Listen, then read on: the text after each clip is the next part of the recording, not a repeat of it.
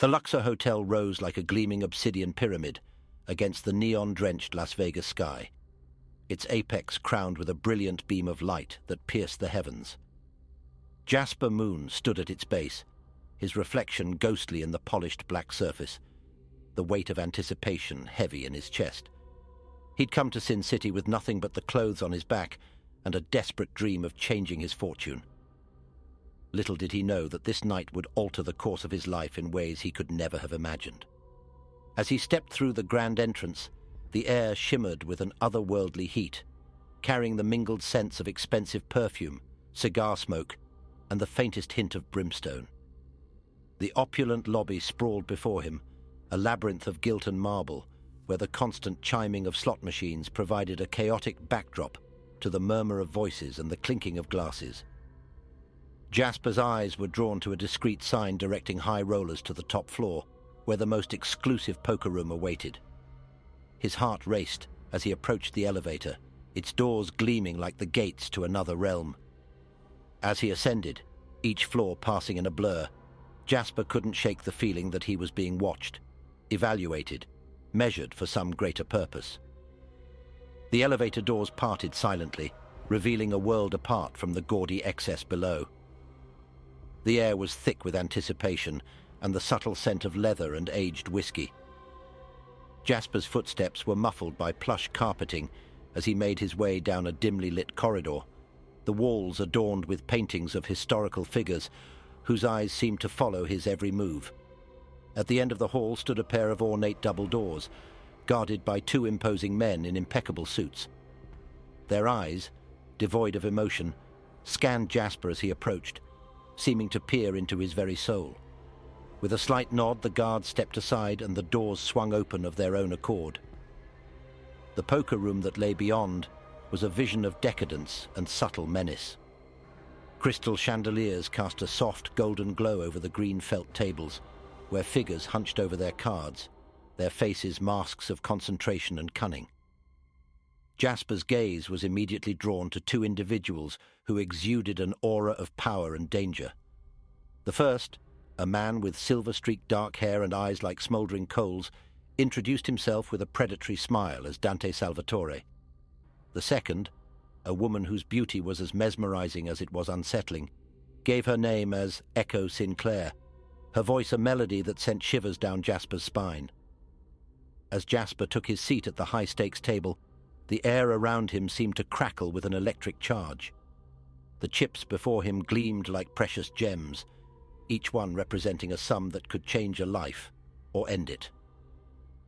Dante dealt the cards with fluid grace, his fingers moving with inhuman speed and precision.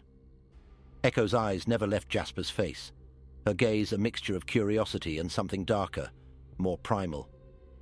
As Jasper picked up his first hand, a sudden hush fell over the room. In that moment of pregnant silence, he couldn't shake the feeling that he'd just stepped into a game far more dangerous than he'd ever imagined, where the stakes went beyond mere money and ventured into the realm of the soul. As the night wore on, the stakes at the table climbed to dizzying heights. Jasper found himself caught in a whirlwind of cards, chips, and calculated risks, his initial caution giving way to a reckless abandon that both thrilled and terrified him. With each hand, Dante's eyes seemed to burn brighter, his smile growing sharper, more predatory. Echo, for her part, played with a fluid grace that bordered on the supernatural, her fingers dancing over her chips with hypnotic precision. The other players at the table faded into the background, mere specters in this high-stakes dance of fate and fortune. It was during a particularly tense hand that Jasper first noticed the strange occurrences around him. The air seemed to shimmer with an otherworldly heat, distorting the edges of his vision. Time itself appeared to fluctuate, stretching and contracting like a rubber band about to snap. He blinked hard, trying to clear his head, only to catch a glimpse of Dante's reflection in a nearby mirror, a reflection that showed not the suave businessman, but a towering figure wreathed in shadows and flame.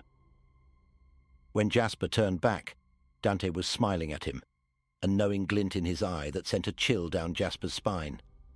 As the game progressed, Echo began to show a peculiar interest in Jasper. Her gaze, once merely curious, now held a hunger that both attracted and unnerved him. During breaks between hands, she would lean in close, her whispers carrying promises of unimaginable pleasures and untold riches. Her perfume, an intoxicating blend of exotic flowers and something darker, more primal, clouded Jasper's senses. He found himself sharing secrets he'd never told another soul, confessing desires he'd scarcely admitted to himself. With each confession, Echo's smile grew wider, her eyes gleaming with triumph. The other players at the table began to drop away one by one, their fortunes exhausted, their spirits broken.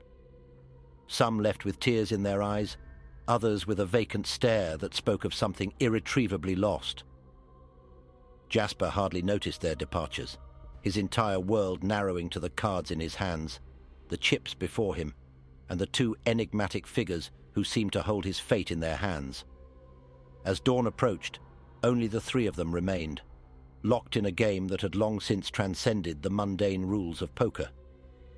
It was then that Dante leaned forward, his voice a low rumble that seemed to vibrate through Jasper's very bones. "Perhaps," he said, his eyes glinting with malevolent amusement, "it's time we raised the stakes." With a flick of his wrist, he produced a contract, the parchment yellowed with age, the text written in what looked disturbingly like blood. Echo's laughter, melodious yet chilling, filled the air as Jasper stared at the document before him. In that moment, he realized with startling clarity that this game had never been about money. As the weight of his situation settled upon him, Jasper felt a bead of cold sweat trickle down his back. He knew that his next decision would shape not just his future, but quite possibly his eternal soul. Jasper's hand trembled as he reached for the contract, its parchment cool and unnaturally smooth beneath his fingertips. The words seemed to writhe on the page, ancient symbols intertwining with modern legalese in a dizzying dance. Dante's voice, now a hypnotic purr, explained the terms. One final hand, with Jasper's soul as the ultimate wager. Victory would grant him wealth beyond imagination, influence beyond measure, and a lifetime of desires fulfilled. Defeat. Dante's pause was pregnant with unspoken horrors. Echo's eyes gleamed with anticipation, her fingers tracing abstract patterns on the green felt, leaving trails of phosphorescent light in their wake. As Jasper contemplated his choice, the room around them began to shift and warp. The opulent walls of the hotel suite melted away, revealing glimpses of other realms. Fiery pits teeming with tormented souls, lush gardens of unearthly beauty, and vast cosmic voids that threatened to swallow him whole. The very fabric of reality seemed to hang in the balance, awaiting his decision. With a deep breath that seemed to draw in more than just air, Jasper made his choice. He signed the contract, his name blazing on the parchment in letters of fire. The moment Jasper's signature was complete, a change came over his opponents. Dante's human guise fell away like a discarded cloak, revealing his true form, a being of shadow and flame, horns curling from his brow, eyes burning with the fires of creation and destruction. Echo too transformed, her beauty becoming terrible to behold, her skin shimmering with otherworldly patterns, her hair writhing like live serpents. The poker table before them twisted and reformed into a slab of obsidian, the chips transmuting into souls of the damned, their agonized faces visible in each pearlescent sphere. With a wave of his now clawed hand, Dante dealt the final hand. The cards sizzled as they hit the table, leaving scorch marks in their wake. Jasper's heart pounded in his chest, each beat seeming to echo through eternity. He looked at his cards, a hand that in any normal game would be unbeatable. But this was no normal game, and his opponents were far from human. Echo's laughter rang out, a sound of both boundless joy and unfathomable sorrow, as she revealed her hand. A configuration of cards that should have been impossible, each one showing a different facet of Jasper's life, his hopes, his fears, his deepest secrets. All eyes turned to Dante as he prepared to show his hand. The very air crackled with tension, reality itself seeming to hold its breath. With a flourish that bent light and shadow, Dante laid down his cards. What Jasper saw defied description. It was as if the entire cosmos was contained within those 5 cards, every possible outcome, every potential future. In that moment, Jasper understood the true nature of the game he had entered.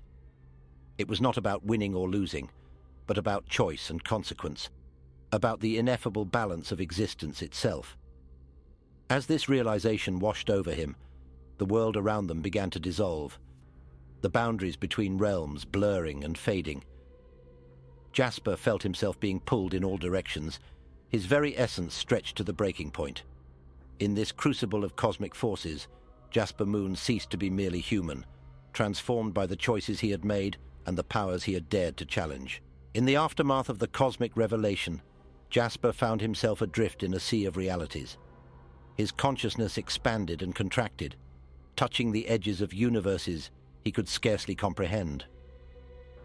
Through this kaleidoscope of existence, he caught glimpses of countless versions of himself, some triumphant, others broken, each a testament to the choices he could have made.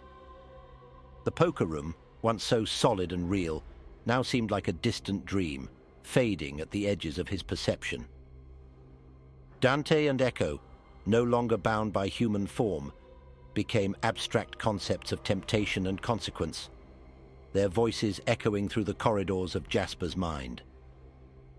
As Jasper's journey through the multitude of realities continued, he began to understand the true nature of the game he had played. It wasn't about winning or losing in the traditional sense, but about the very fabric of choice and consequence that wove the tapestry of existence. Each decision, each flip of a card, each raise of the stakes had been a thread in this cosmic weave. He saw how his life had led him to this moment, every seemingly insignificant choice branching out into infinite possibilities.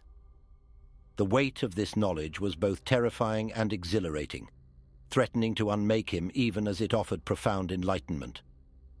Slowly, painfully, Jasper began to coalesce back into a singular being. The myriad versions of himself, the countless potential Jaspers, merged and melded, each contributing a fragment of experience, a sliver of wisdom. He felt himself changing, evolving into something more than human, yet not quite divine.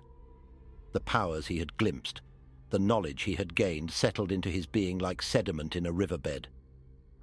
As his form solidified, Jasper realized that he was no longer in the opulent hotel suite. Instead, he found himself standing in a vast, featureless expanse, a liminal space between worlds. In this ethereal realm, Dante and Echo appeared before him one last time. Their forms were fluid, shifting between their human guises and their true cosmic natures. Dante's voice, when he spoke, resonated with the power of creation and destruction. "You've played the game, Jasper Moone," he intoned, "and in doing so, you've reshaped your own destiny." Echo's laughter rippled through the air, bending light and shadow. "The contract is fulfilled," she added, her words carrying the weight of immutable law.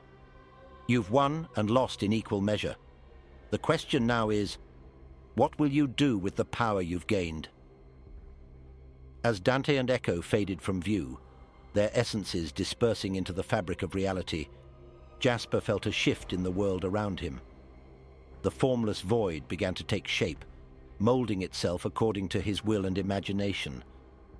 He realized, with a mixture of awe and trepidation, that he now stood at a crossroads of his own making. The knowledge and power he had gained came with a heavy responsibility. Would he use it to shape a better world, or would he succumb to the temptations that had led him to the poker table in the first place? As the newly forged reality solidified around him, Jasper took a deep breath, preparing to step into his new role as an architect of fate. As the first rays of dawn began to break over the Las Vegas skyline, Jasper Moone blinked, finding himself once again in the physical world. The opulent poker room, however, had vanished without a trace. Where the luxurious Luxor Hotel once stood, there was now only an expanse of barren desert stretching as far as the eye could see.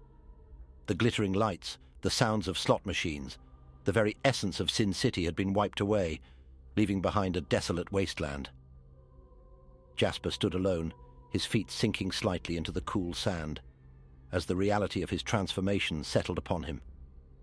The knowledge and power he had gained during his cosmic journey thrummed within him, a constant reminder of the game he had played and the stakes he had wagered. As he surveyed the wasteland around him, Jasper began to understand the true nature of his victory. He had won the power to reshape reality, but at the cost of the world he had known. The disappearance of the hotel, of Las Vegas itself, was both a consequence of his choices and a blank canvas for what was to come. In this moment of solitude, surrounded by the vast emptiness, Jasper felt the weight of his newfound responsibility bearing down upon him. As the sun climbed higher in the sky, casting long shadows across the barren landscape, Jasper began to experiment with his newfound abilities. With a mere thought, he could conjure oases, raise mountains, or carve canyons into the earth. The power was intoxicating, and for a brief moment, he understood the temptation that beings like Dante and Echo must constantly face. Yet, with each manipulation of reality, Jasper felt a corresponding drain on his own essence, a reminder that every action had its price. He realized that this power was not a gift, but a burden, one that required wisdom and restraint to wield responsibly. As the day wore on, Jasper found himself contemplating the nature of his transformation. He was no longer merely human, yet neither was he a god. He existed in a liminal state, a bridge between the mortal world and the cosmic forces he had glimpsed. With this unique perspective came a deep understanding of the delicate balance that underpinned existence itself. Jasper knew that he could rebuild Las Vegas, recreate it exactly as it was, but would that be the right choice? Or was he meant to forge something entirely new from this blank slate he had been given? As the sun began to set, painting the desert sky in hues of orange and purple, Jasper made his decision. He would not simply recreate what was lost, nor would he shape the world according to his whims. Instead, he would become a subtle guiding force, using his powers to nurture and protect, to offer chances and choices to others as he had been offered. With a wave of his hand, Jasper created a simple shelter for himself, not a grand hotel, but a modest structure that would serve as his home and sanctuary. As night fell over the desert, Jasper Moone looked out at the vast expanse before him, no longer seeing a wasteland, but a world of infinite possibilities. The game was over, but his true journey was just beginning.